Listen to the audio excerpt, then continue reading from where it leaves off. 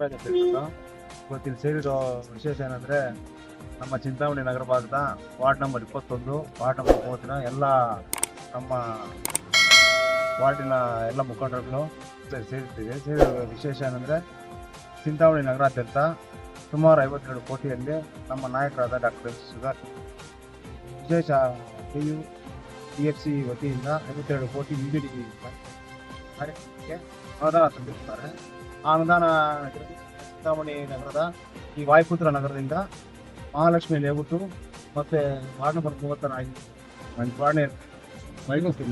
ಅಡ್ಡ ರಸ್ತೆಗಳು ಮತ್ತು ಮುಖ್ಯ ರಸ್ತೆಗಳಲ್ಲಿ BJD ಕಾಮಗಾರಿಗೆ ಇವತ್ತು ಇಲ್ಲಿ ಪೂಜೆ ನೆರವೇರಿಸ್ಕೊಂಡಿದ್ದೀವಿ. ಈ ಕಾರ್ಯಕ್ರಮಕ್ಕೆಲ್ಲ ಬರೀತಕ್ಕಂಥ ಎಲ್ರಿಗೂ ಇರ್ತಕ್ಕಂಥ ಎಲ್ಲ ನಮ್ಮ ವಾರ್ಡಿನ